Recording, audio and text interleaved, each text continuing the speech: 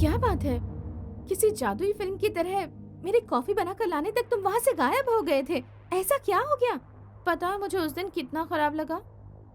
तुम्हारे घर में मैंने एक फोटो देखी। उस फोटो में जो इंसान है वो कौन है? ओ वो मेरी दीदी के पति हैं, मतलब मेरे जीजा जी। वो देवता जैसे इंसान थे। पता है मेरी दीदी से वो कितना प्यार करते थे, जितना कि मैं तुमसे प्यार करती हूँ उतना। मम्मी पापा को खोने के बाद मेरे लिए वही सब कुछ थे। इतना ही नहीं, वो मुझे अपनी सगी बेटी की तरह प्यार करते थे। वो जब जिंदा थे तब हालात बिल्कुल ही अलग थे। खुशियाँ हर पल आंगन में नाचती रहती थी, पर पता नहीं किसकी बुरी नजर लग गई। किसी शैतान ने उन्हें मार दिया। उस शैतान की मौत का जिम्मेदार और कोई नहीं, मैं हूं।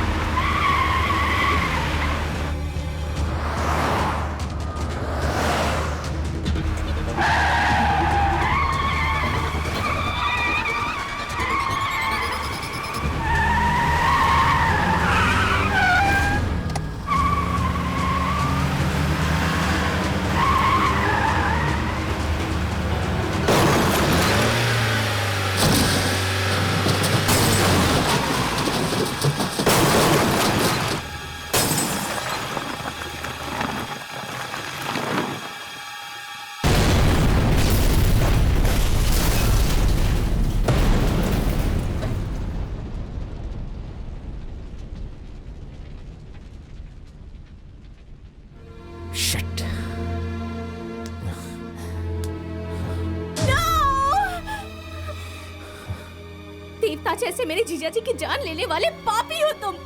कौन हो तुम? उनसे क्या दुश्मनी थी तुम्हारी? उनकी जान क्यों ली तुमने? मेरी दीदी का सुहाग उजाड़ दिया, एक बच्ची से उसका बाप छीन लिया, मेरी सारी खुशियाँ छीन ली तुमने। क्यों किया ऐसा? भगवान तुम्हें कभी माफ नहीं करेंगे। तुम बर्बाद हो जाओगे, बर्बाद हो जाओगे तुम। Shut up! कौन है देवता? तुम्हारा वो जीजा? वो देवता है? देवता का मुखौटा लगाया हुआ शैतान था। वो कोई शरीफ नहीं था, औरों की खुशी छीनने वाला नीच था। वो मनुष्य नहीं था, मनुष्य के रूप में एक जानवर था। मेरी वजह से वो मारा गया, इसलिए उसे सुनकर तुम्हें रोना आ गया। लेकिन उसकी वजह से कितने लोग आंसुओं के समंदर में डूबे हैं ये तुम जानती हो?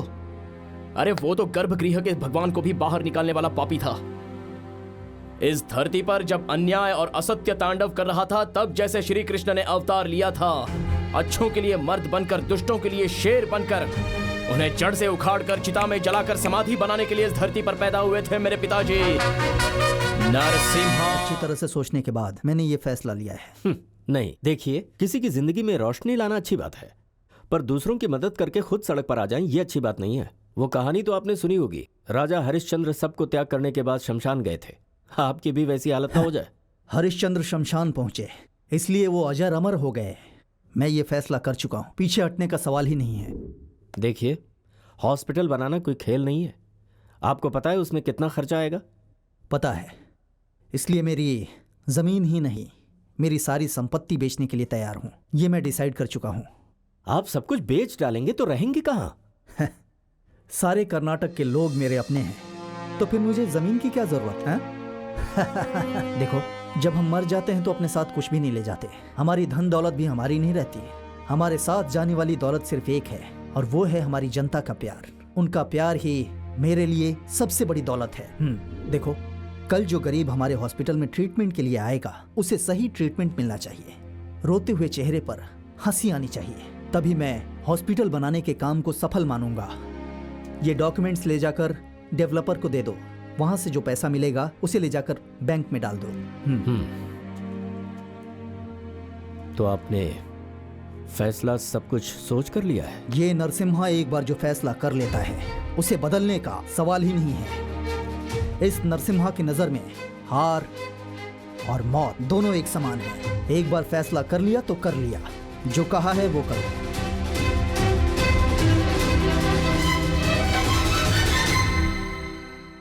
ठीक है।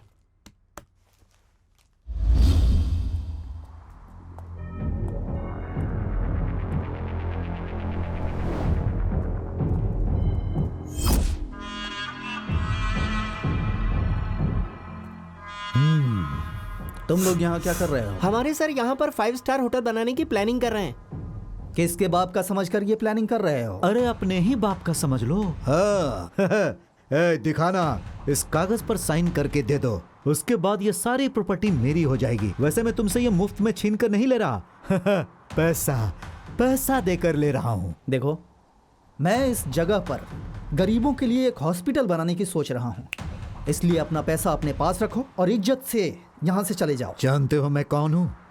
कालिंगा। कालिंगा जिस जगह पर पैर रखता है वहां से पीछे नहीं हटता है। जानते हो मैं कौन हूँ? नरसिम्हा। इस शेर की जमीन पर जो पैर रखता है उसे भगाए बिना चुप नहीं रहता। पूरी की पूरी गवर्नमेंट मेरी जेब में है, मुझसे मत टकरा। उस गवर्नमेंट को सेलेक्ट करने वाले जनता का प्यार मेरे साथ है। इस जमीन से पीछे हट जाओ। मुझसे पंगा लेकर तुम यहाँ हॉस्पिटल नहीं बना सकते।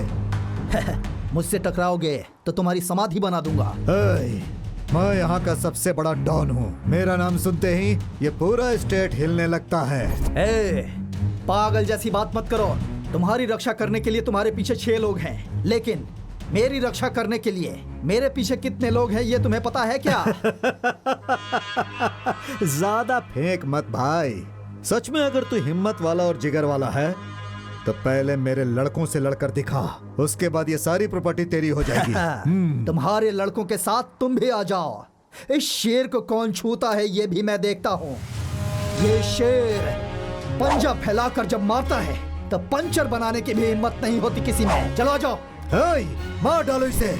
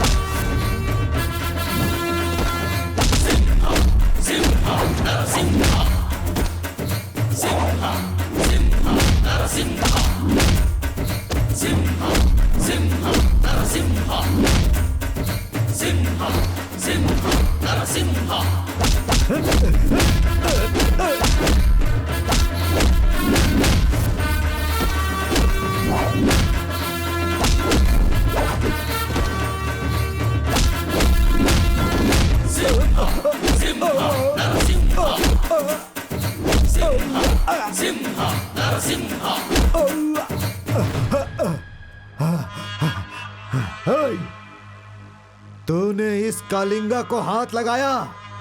ये कालिंगा, ये एक सांप के जैसा है, तुझे डसे बिना नहीं छोड़ेगा। उस सांप का जहर पीने वाला श्री कृष्ण हूं मैं।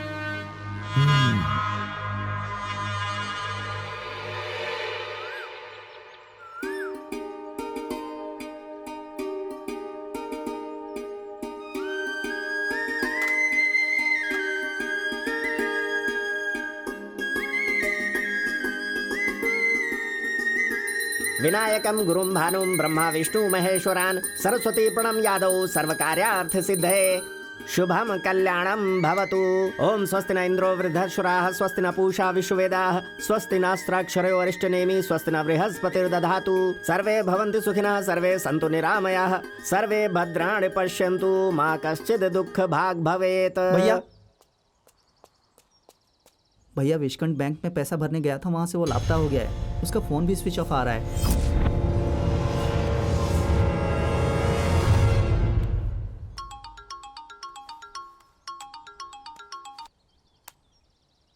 हेलो। कालिंगा, मैं भी देखता हूँ तू जमीन पर हॉस्पिटल कैसे बनाता है। अरे तेरी सारी जमीन जायदाद तो तेरे हाथों से चली गई। जो पैसे तू हॉस्पिटल में लगाने वाला था, वो सारे के सारे पैसे मेरे पास आ गए। सोचा था समझाने पर तू समझ जाएगा, नहीं समझा, इसीलिए मैंने विश्वकंठ को अपना ढाल बनाया। वो तेरा दुश्मन है और दुश्मन का दुश्मन मेरा दोस्त। उस दिन मेरे पापा वहां गए, फिर वहां से वो जिंदा नहीं लौटे। उनका सपना अधूरा ही रह गया। सॉरी, सच्चाई जाने बिना मैंने तुम्हें क्या कुछ नहीं कहा, मुझे माफ कर दो। टीले के अंदर सांप होगा ये सोचकर हम उस पर दूध चढ़ाते हैं, लेकिन किसी किसी टीले में जहरीले कीड़े मकोड़े होते हैं, ये हमें पता नहीं होता। सच कह रही हूँ, तुम्हारे लिए सौभाग्य की बात है कि वो तुम्हारे पिता थे। उनके खून से जन्म लेने वाला ऐसा नसीब मेरा नहीं है। माँ बाप को खोने के बाद मैं रास्ते पर आवारा भटक रहा था, तब उन्होंने ही मुझे पाला। जन्म देने वाले माँ बाप से भी बढ़कर प्यार किया, अपने हाथों से खाना खिलाया। भले ही उन्होंने मुझे जन्म नहीं दिया है, फिर भी वो मेरे पिता हैं। मेरी पढ़ाई अच्छी हो इसलिए हायर स्टडीज़ के लिए उन्होंने मुझे फॉरेन भेजा।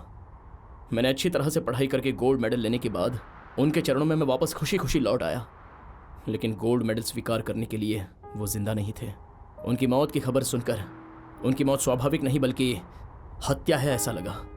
उनकी हत्या के राज को सुलझाकर मुझे उन्हें न्याय दिलाना है, उनकी आत्मा को शांति दिलानी है। यही सोचकर मैं उनके रास्ते पर चल रहा हूँ। उनकी मौत का जिम्मेदार तुम्हारा जीजा विश्वकंठा भी था। मैं उन्हें मारना नहीं चाहता था, बल्कि उन्हें पकड़कर राज जानना चाहता था। उसी चक्कर में हादसा हो गया। अब अगर कोई बचा है तो वो सिर्फ कलिंगा बचा है। इस वक्त वो कौन से बिल में छुपा है वही मैं ढूंढ रहा हूँ। अगर वो मिल जाए तो उसकी खाल उधेड़कर उसे जिंदा गाड़ दूंगा। मेरे पिताजी को मारने की असल वजह क्या थी, यह मैं उसके मुंह से ही उगलवाऊंगा। तुम्हारे इस धर्म युद्ध में मैं तुम्हारा साथ दूंगी।